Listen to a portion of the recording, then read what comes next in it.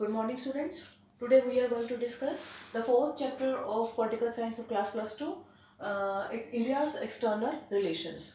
Earlier also we have discussed about this chapter और उस chapter में हमने कल क्या पढ़ा था कि नेहरू जी की पॉलिसीज के बारे में पढ़ा था कि नेहरू जी किस तरह से इन एक्सटर्नल अफेयर्स को किस तरह से मेंटेन करने की कोशिश की गई थी, ठीक है, और किस किस के साथ कैसे कैसे उनके एफर्ट्स थे, ठीक है। तो वहाँ पे कल भी हमने एफ्रो और एशिया की यूनिटी के बारे में पढ़ा था। आज हम उसको थोड़ा सा डिटेल में पढ़ेंगे कि कैसे उनके साथ यूनिटी बनाई और किस तरह से अलग अलग कंट्रीज के साथ अपने एक्सटर्नल अफेयर्स को जो अफेयर्स थे उनको बहुत स्ट्रांगली उन्होंने बिल्ड किया।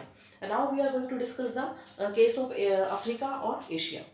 देखो, Afro Asia unity, Nehru ji ने क्या किया था, एग्रो और एशिया की यूनिटी को बनाए रखने के लिए बहुत कोशिश की। तो क्या किया उन्होंने, कुछ कॉन्फ्रेंसेस बनाए, ठीक है। तो क्या कॉन्फ्रेंस पहला बनाया, एशियन रिलेशंस कॉन्फ्रेंस, मार्च 1947। पहले उन्होंने 1947 में एक एशियन रिलेशन कॉन्फ्रेंस बनाया, फर्स्ट इन 1947। उसके बाद India supported Indonesia freedom struggle in 1949।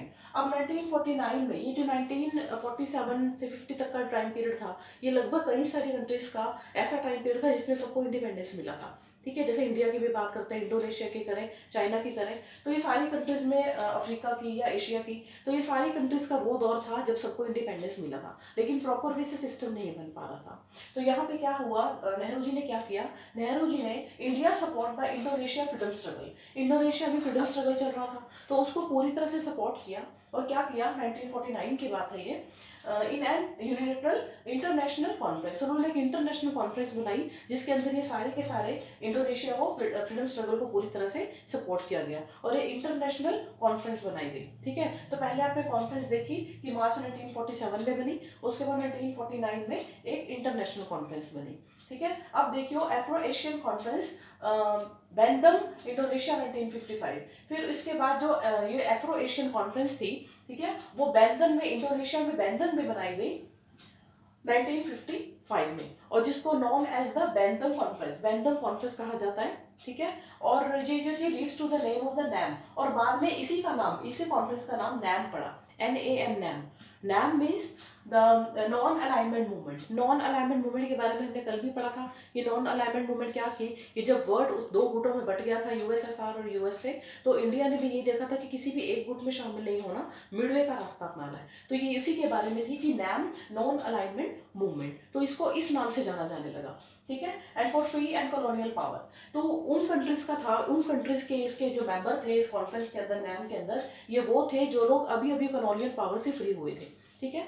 And support world peace, और दूसरा ये जो नैम था ये किस चीज के ऊपर काम कर रहा था, वर्ल्ड पीस लाना चाहते थे कि पूरे विश्व में शांति बनी रहे, ठीक है। तो ये आपने नैम का ये ध्यान में रखना है, नॉन अलाइनमेंट मूवमेंट। उसके बाद देखिए, फर्स्ट समिट ऑफ नैम, जो इसका फर्स्ट समिट था नैम का, वो बेलग्रेड इन सितंबर 96 में बेलग्रेड में हुआ, ओके। 1961 में बेलग्रेड में, आपने यहाँ पढ़ा था बैंडन, और बेलग्रेड में इसका सितंबर 1961 में इसको समिट बना इसका। उसके बाद देखिए, peace and conflict with China. अब यहाँ पे हम लोग दो केस स्टडी करेंगे, China, war of China and war of Pakistan, ठीक है। तो चाइना में सबसे पहले आज हम करेंगे चाइना के बारे में, and earlier we have discuss about the Pakistan. तो क्या सिचुएशन थी चाइना में जब वार छुड़ा हुआ था, चाइना रेवोल्यूशन के बारे में और चाइना इन्वेजन के बारे में हम पढ़ेंगे। देखो, चाइनाज रेवोल्यूशन 1949, चाइना में जो रेवोल्यूशन चल रहा था 1949 के बारे में बात कर रहे हैं। And India recognised communist government. China में क्या हुआ, रेवोल्यूशन के टाइम में 1949 में इंडिया ने ही रिकॉग्नाइज किया कि चाइना के अंदर क्या है, कम्युनिस्ट गवर्नमेंट को रिकॉग्नाइज किया, ठीक है। इंडिया ने क्या रिकॉग्नाइज किया, चाइना में कम्युनिस्ट गवर्नमेंट को। अब इन्होंने क्या किया, पंचशील, नेहरू जी ने जो पंचशील थी एग्रीमेंट, चाइना के साथ एक एग्रीमेंट किया जिसमें पंचशील योजनाओं के बारे में बात हुई। अब वो पंचशील था क्या, मतलब 5 मुद्दों के ऊपर जो इंडिया और चाइना का जो रिलेशन था उसके अंदर जो भी डिसाइड किया गया था पंचशील में, उनमें 5 मेन मुद्दे थे, ठीक है। एंड ज़ाओ एलन इन 1929 अप्रैल 1954 में ये पंचशील की वो बना था। और नॉन इंटरनल मेथड डेवलपमेंट। और इसमें जो ये पंचशील था, इस पंचशील में किस चीज को क्या गया था कि इसके अंदर, इस बात के अंदर मेन, पंचशील के अंदर जो मेन योजना थी वो किस चीज के बारे में बात कर रहे थे कि कोई भी जो है किसी दूसरे के इंटरनल मैटर के अंदर कोई भी अफेयर नहीं करेगा, ठीक है। और दूसरा डेवलपमेंट का मुद्दा भी था कि पंचशील में कौन सी 5 चीजें थी वो आप आगे डिटेल में पढ़ेंगे कि डेवलपमेंट हो, ठीक है, और उसके अलावा कोई किसी के जो उसका पर्सनल मैटर है उसके अंदर कोई इंटरफेरेंस ना करे। तो ये मैं आपको इसलिए बता रही हूँ कि ये पंचशील के अंदर जो बातें डिसाइड हुई थी, आगे चल के इंडिया को भी इस पंचशील वाले मैटर को थोड़ा सा इग्नोर करके उसने चाइना के मैटर में इंटरफेयर करना शुरू कर दिया था, ठीक है। तो कहीं ना कहीं चाइना को ये लगा था कि भी उस पॉलिसी को कहीं ना कहीं इग्नोर किया जा रहा है। इंडिया के साथ जो एग्रीमेंट हुआ था पंचशील में कि इंटरफेयर नहीं करेंगे, तो चाइना के साथ इंटरफेरेंस कहाँ इंडिया का हुआ, ये हम आगे पढ़ेंगे चाइनाज इन्वेजन में, ठीक है। So clear. अब देखिए चाइनाज इन्वेजन 1962 की बात करते हैं। सेकेंड डेवलपमेंट अनेक्स्ड तिब्बत इन 1960। चाइना क्या कर रहा था, जो दो तरह की डेवलपमेंट हो रही थी इस टाइम, तो चाइना ने क्या किया, China annexed Tibet in 1950 and the Dalai Lama. China ने जो 1950 के अंदर तिब्बत को पूरी तरह से कब्जा करने की कोशिश की, ठीक है। चाइना का क्या वो था क्या उनकी मोटो थी कि किसी तरह से तिब्बत के ऊपर अपना पूरा कब्जा करना है, और इसलिए उन्होंने क्या किया, दलाई लामा 1920 इंडिया, लेकिन और उसी के साथ उन्होंने किसके ऊपर अपना वो कब्जा करने की कोशिश की, किसको अपने से कंट्रोल में ले लिया, दलाई लामा को 1959 में।